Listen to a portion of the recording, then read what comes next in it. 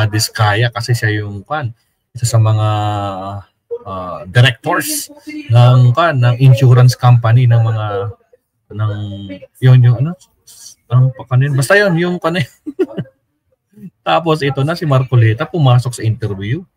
Sige, i-recap natin ng konti yun at saka natin pakinggan ang pagkabistado. Kasi ito wala na talaga. Talagang kahit anong sabi ni Marcoleta, nako po, wala nang maniniwala. Mga garapatang DDS na lang naniniwala sa kanya. Sige, pakinggan muna natin ito yung nangyari kahapon. Shortcut na to, shortcut na. Independent nga kaya tinatanong ko nga sa inyo kanina kung naiintindihan ninyo Kaya nga po nagtatanong din kami, delikadesa din ho yung binabang. Dinatanong nga na kasi delikadesa kasi yung asawa mo. Hindi pinag-uusapan ng delikadesa dahil wala akong connection doon. Ang asawa mo independent. Yun nga po, asawa niyo yun nakikipagdebate ka pa sa akin Akala ko ba magtatanong ka lang? Nagtatanong din po kami, pero ipo-point out ko rin po yung argumento namin mo kasi dito. Delikadesa, parang may connection ako Wala nga Naintindihan mo yun? Sige sir, salamat na lang po. Wala daw connection. Walang connection si Marcoleta, Mabsat. Yung asawa lang niya. Sige, tingnan natin. Tanga.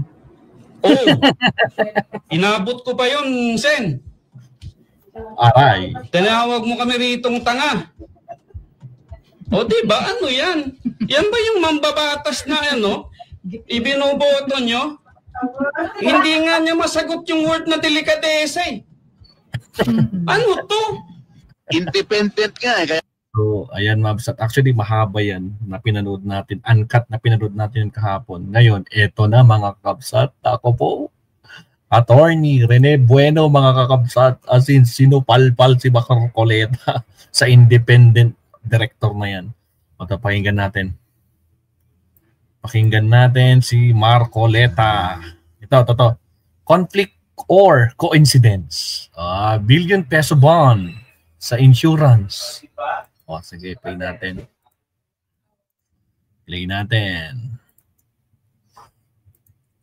Oops, saan na yan? Okay, here we go. May sounds ba?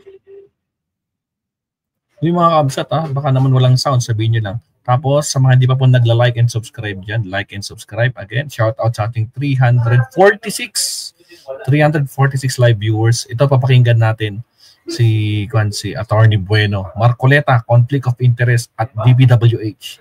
Billion peso bound. Pakinggan natin. Attorney Bueno, pasok. Buenos dias, buenos tardes, mga amigos, mga amigas, sa aking mga kakabsat, naririnig ba si Attorney Bueno? Isa pa. Kompanyeros at kompanyeras, sa aking mga kayubi, sa Usapang Batas, magandang araw po sa inyong lahat. Naririnig, wait lang. Hindi ko nakikita. Sine-check ko. Naririnig po ba si Attorney Bueno? Yuki, naririnig ba si Attorney Bueno? Opinion ng Dukha, mega love shout out. Aurelia Odenia, Roger Romero, good day to everyone and watching from California, USA. Ilocano loyalists, Ryan, Gimme Lee, good morning Sir Paul. Emily Basog, Josefina Chico, shout out sa lahat. Ayan. Naririnig ba? Okay. Naririnig si Attorney. Pasok, Attorney. Ako po ang inyong lingkod, Attorney Rene Bueno. Ngayon po ay pag-usapan natin ang isang napakahalagang konsepto sa ilalim ng insurance law. Ang papel ng isang independent director. Yun, pag-usapan natin ng independent director. Sige, pasok. Sa mga insurance companies. Ito ay napapanahon na pag-usapan natin upang malaman ninyo ano ba talaga ang kahulugan, ang papel ng isang independent director. Yan. So, sa ilalim po ng ating batas, ano ba ang sinasabi? Ano ba ang kapangyarihan ng isang independent director? Gaano ito kalakas? At paano ito maikukumpara sa kapangyarihan ng congressional oversight? Siguro naman alam niyo na kung ano itong oversight, no? Di ba? Dahil na-discuss ko na ito nung mga nakaraan sa vlog ko. At higit sa lahat, paano ba nauugnay sa kontrobersiya ngayon ang pagkakadiskubre, no, na si Ginang Edna Marcoleta, asawa ni Senador Marcoleta, ay isang independent director ng Stronghold Insurance Corporation. Ang parehong kumpanya na kumukuha ng multimilyong kontrata ng insurance bonds para sa mga proyekto ng Department of Public Works and Highways na pinopondohan ng taong bayan. So, mga ka-UB, mga kabueno, saway-saway nating himayin to. Napaka-importante na malaman natin tong independent director at malaman natin kung paano tayo pinapaikot ng ating mga politiko at Paktay kung paano tayo pinapaikot. Kasi yan ang ayaw na ayaw naririnig ni Marcoleta, yung nanlilin lang. Paano mo nasabi nanlilin lang? Yan. Anong katibayan mo, putragis? O ngayon, attorney Rene Bueno, ito na. Paktay ka dito, Marcoleta. Pasok, attorney. Lingkod bayan. Ang independent director sa insurance firm, ayon sa Insurance Commission at sa Insurance Code of the Philippines, ay required yan no? Ang lahat ng insurance firms ay required na magkaroon ng independent director. At lalo na yung malalaking insurance firms. Ang purpose nito, ang layunin nito ay para may mga tao sa board na hindi konektado sa may-ari, hindi empleyado, at walang direktang business interest. Siyempre, tatanungin nyo, bakit? No? Walang business interest. Sapagkat para masiguro na may check and balance sa pamamalakad ng kumpanya. Ang independent director ang magsisiguro na ang operasyon ay tumutugon sa best interest ng policy holders, stakeholders, at syempre, ng publiko. At mahalaga yan, no? So, ang susunod na tanong naman ninyo is, ano yung mga powers nitong independent contractors or independent directors rather? Ano magiging kapangyarihan niya? Kasi sinasabi ni Marcoleta, wala akong kinalaman diyan, wala akong connection diyan, wala akong bakit niyo ako dadamay diyan kay asawa ko. Well, shout out guys sa ating 571 live viewers, no? Sa mga hindi pa nagla-like diyan, like wala pang 100 yung like natin, 88 likers pa lang mga kapsat. Baka naman 571, shout out sa inyo, baka nakalimutan niyo mag-like, like po tayo dito. Ito na ang kapangyarihan ng independent director na hindi ma-explain mabuti ni Marcoleta dahil napikon siya dahil sa kanyang delikadesa. ayaw niya nakakarinig ng ganyan O sige tuloy. Yan ay unang-una nakikilahok yan sa board meeting. Siyempre, director yan, kasama yan sa bawat board meeting. Yun. At may boto yan sa mahahalagang polisiya at kontratang pinapasok nito. So meaning, attorney, kung pwede siya mag-vote, pwede siya mag-react dyan sa mga meetings na yan. Hindi included pa din siya. Yun nga lang, independent siya. Kasi nga check and balance. So pwede siya makialam. So mayroon talagang connection. Whether sa gobyerno o sa mga private entities. Tumutulong din niyang independent director na magtakda ng risk management policies. At ito, yung sinabi ni Marcoleta kaninang umaga sa interview, ang independent contractor ay nagbabantay sa corporate governance. Isa yan sa mga importanteng kapangyarihan ng independent contractor. I would highly recommend one. Again guys, sa mga bagong pasok dyan, shoutout sa ating 651 live viewers. Sa mga di pa po nagla-like dyan, like po tayo. Ilan na yung like natin? Check ko muna. Check. Kanina 88. Ngayon ilan na? Gawin nyo ng ilan yan? 88 pa din mga kabsat, hindi gumalaw. Kanina pa yung 88. Gawin nyo ng 100 yung like natin mga kabsat. Meaning 500 plus sa inyo or 600 ang hindi pa nagpaparamdam. Like po tayo mga kabsat. Wala pong bayad yan. Tuloy. Tony, pasok. So sa madaling salita, hindi sila simpleng dekorasyon. Yun. May tunay silang boses at boto sa direksyon ng kumpanya. Napakahalaga ng kanilang kapangyarihan at roles sa insurance firm. Gaano naman kalakas yung kanilang kapangyarihan na yan, no? Ngayon, kung gaano kalakas to, ay tingnan natin, no, at ikukumpara natin, no, sa kapangyarihan ng ibang direktor, no, sa mga iba't ibang mga pribadong kumpanya. Ang kapangyarihan niya ay hindi kasing lakas ng majority stockholders. Pero may bigat ang kanyang boto, lalo na kung usapin ng governance, compliance, at major contracts. Yan. Kasi sabi ko nga kanina, kukumpara ko to. At ang pinaka-best example of comparison ay yung congressional oversight. Very familiar na kayo dyan. Diba? Sa Kongreso, madalas magkaroon ng hearing, no, sa Oversight Committee. Ang Kongreso, kapag gumagawa ng oversight, tinitingnan nila kung paano ipinatutupad ng Executive Department ang ating mga batas. Wala silang direktang control sa executive, di ba? Pero may kapangyarihan silang magtanong, mag-imbestiga, at magrekomenda ng corrective measures. So napakahalagang kapangyarihan yan ng independent director in comparison with the oversight committee ng Kongreso. So ganun ang independent director. Hindi sila may-ari ng kumpanya, pero sila ang nag-check kung tama ba ang ginagawa ng management.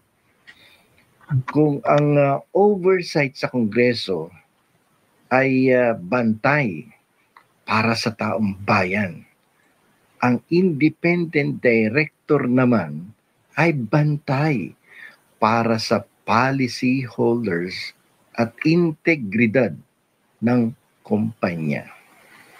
So, siyempre, maraming mga kumukuha ng insurance at kailangan proteksyonan ng policy holders at para maproteksyonan na din ang integridad ng insurance company. Ngayon, pumunta tayo doon sa influence. Yung potential influence dito. Yan, gray areas. Importante ito, influence. Leta, yung influensya mo bilang senador, tingnan natin kung apektado ang influensya mo bilang senador. Pasok, attorney, napabaligtad ko si attorney Rene at si attorney Enzo. Attorney Rene, pasok. Ito yung kontrobersiya ngayon dito sa pagiging independent director ng asawa ni Senador Rodante Marcoleta. So, himayin natin.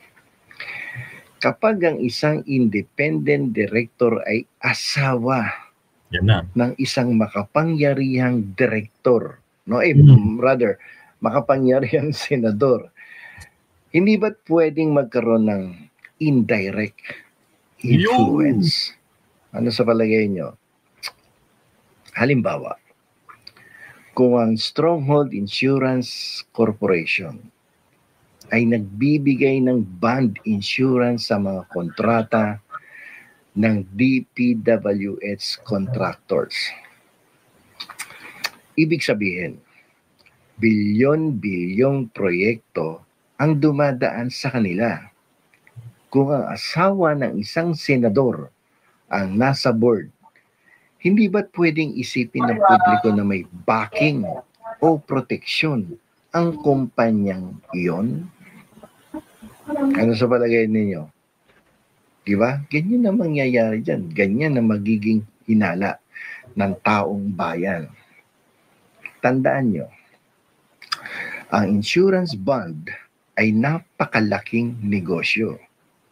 Lahat ng government contractors, tulad ng mga construction firms, yan yung mga gumagawa ng flood control programs, ay obligadong kumuha ng surety bonds bago makapagsimula ng proyekto. Dito kumikita ang insurance companies. Kasi hindi mo nga pwedeng umpisahan ang proyekto ng wala kang insurance.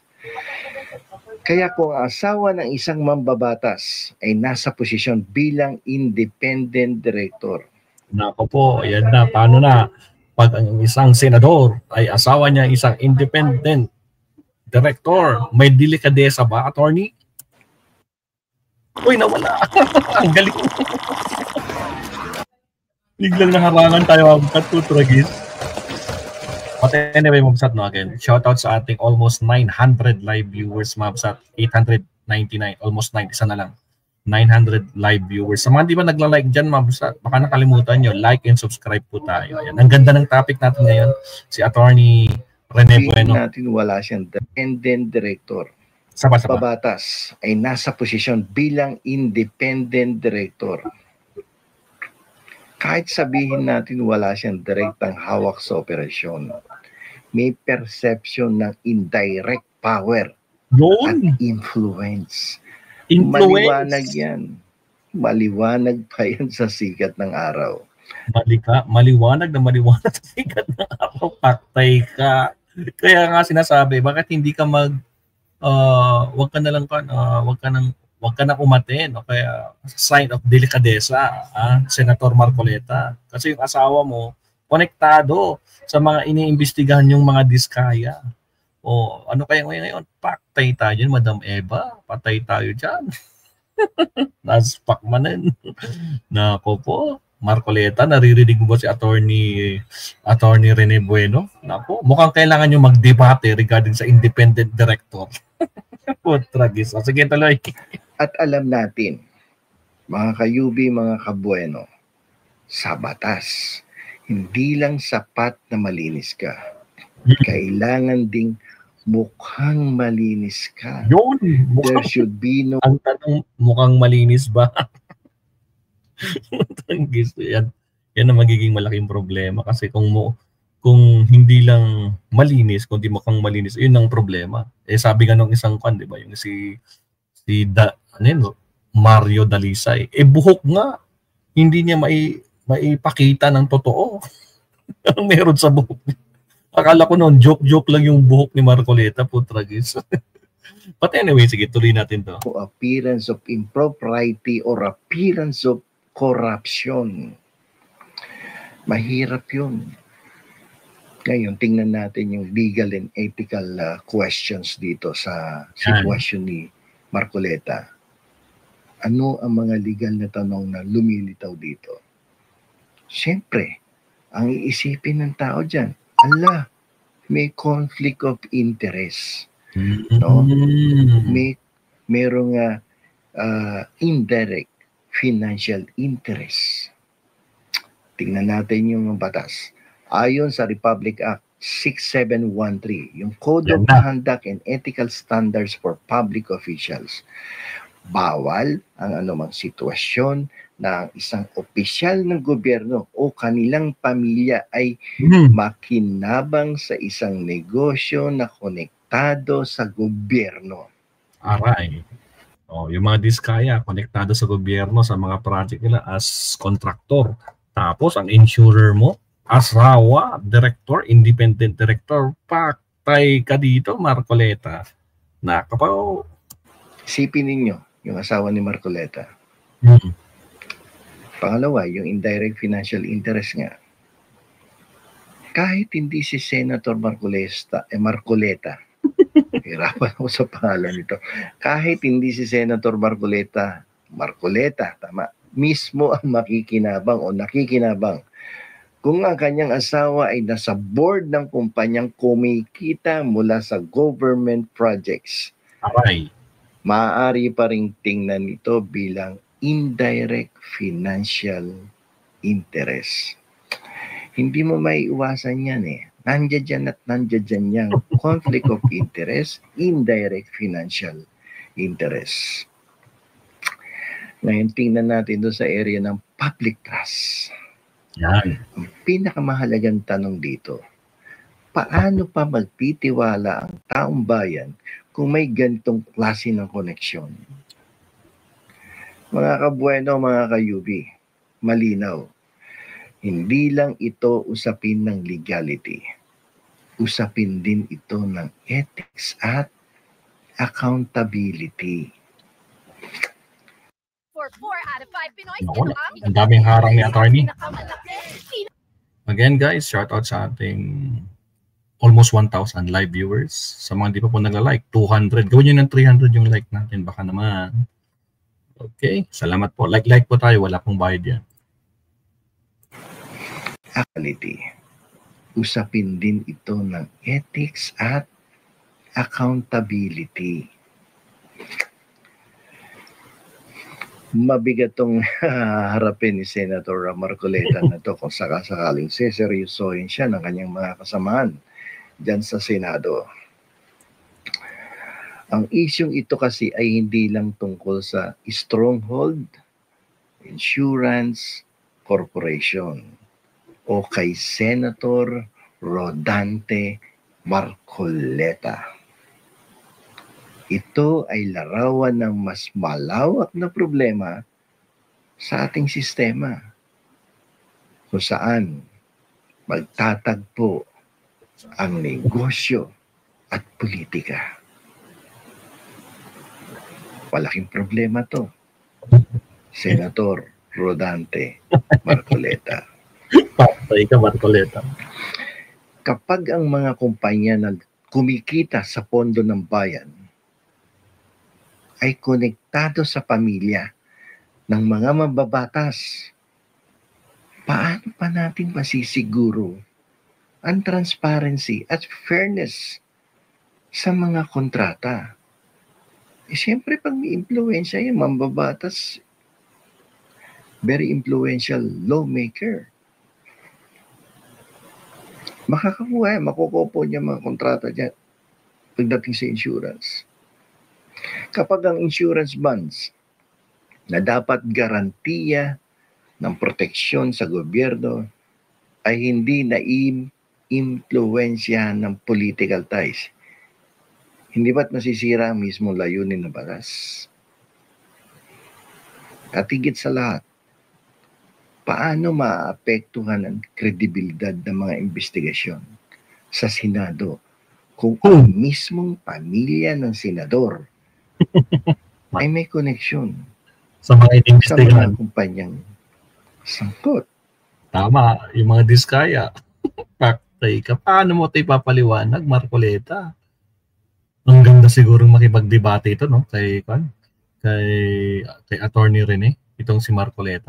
Total, pares naman silang attorney, di ba? Oo, di ba? Mag-enjoy tayo dito sigurado. Nako po, mga kabsat, konti na lang na malapit na tayo matapos dito kay Attorney Rene. Sa mga di pa po nagla-like, like and subscribe po. Shoutout sa ating 262 likers. Ayan. Konti na lang, 300 likes na po. Again, sa mga di pa po nagla-like, shoutout sa inyo, 900 plus live viewers. Pasok, Attorney. Di ba? Ano sa palagay niyo mga kabueno, mga kayubi? Kayong makakasagot niyan eh. May conflict of interest ba? Mayroon bang indirect financial interest? Indirect financial interest. Malinaw to eh. Ang independent director ay may tunay na kapangyarihan sa loob ng isang insurance company.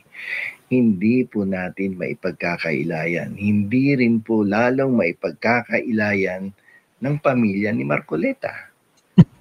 Parang congressional oversight lang yan.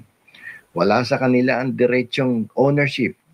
Pero hawak naman nila ang kapangyarihan ng pagsusuri, ang pagbabantay, ang pagboto sa mahalagang desisyon. Diniskas ko yan kanina sa usapang batas. Alas 8 kaninang gabi.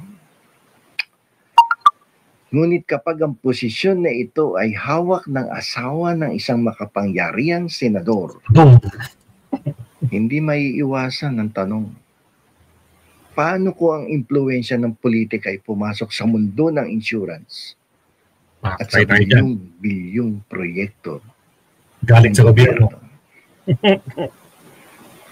Ang tanong, ito ba'y simpleng coincidence o bahagi ng mas malalim na sistema kung saan nagsasanib ang negosyo at kapangyarihan? Hanggang dito na lamang po. Ito po muli ang inyong lingkod, Attorney Rene Bueno. Maraming salamat, Attorney Rene Bueno. Grabe, ang ganda ng explanation ni Attorney Rene dito sa sa independent director na asawa ni Marcoleta, mga kabsat, no? So meron ba siyang conflict of interest o kaya yung conflict of financial interest? Ako po. Grabe. Paano na yan, Marcoleta? Ano yung isasagot mo dito kay Attorney Rene? Kinaya-kaya mo yung mga broadcaster doon sa kabila sa Abante o ngayon, pero nakahanap ka ng katapat o ngayon, nako po. So, ang galing ng discussion ni Attorney Rene dito, Mabsat. So, it's really marami tayong natutunan at mas klaro, no? Hindi tulad yung ginawa ni Marcoleta kahapon na talagang sa buwisit niya, pikon na pikon siya. Tinawag niya pang TANGA yung mga pandon, yung mga angkor, kaya lalong nagalit sila. Tapos kaya tuloy, napunta tuloy sa buhok niya. Tragis, may senador tayong ganyan, no? Ni samantalang hindi niya maipaliwanag yung delikadesa kasi nga, independent director yung asawa niya.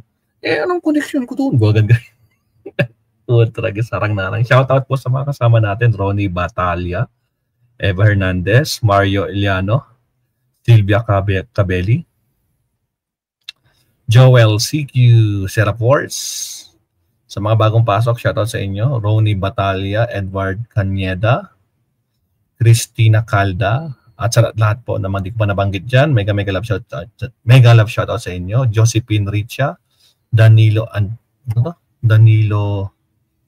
Angel, Nathan, nandyan na pa, Eva Punsalan, Arman Alcuela, Lolita Lopez, yan, Carmelita Francisco, mega love shoutout sa inyo. So, yun ang galing, no?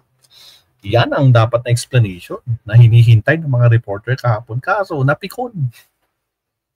Napikon itong si Marcoleta, mga kabsat. Agoy. Topic pa rin natin si Marcoleta sa subtopic natin, mga kabsat. Pero bago yan, syempre, puputulin na natin dito, mga kabsat. So, maraming salamat po sa mga naiwan, 736. Umabot tayo ng almost 990 plus. Almost 1,000 na kanina. Sa mga hindi pa po nagla-like dyan, ilan na yung like natin? 200 plus kanina. Ngayon, ilan na? Uy guys, konti na lang. 291. O sa mga hindi pa po nag-like, gawin nyo ng 300 yan. Diba, Ryan Inocense? Marcoleta alias ko, grabe naman si Ronnie. Solid ka naman. O siya, sige, mag-subtopic na nga tayo. Baka mamaya magalit dito si Marcoleta.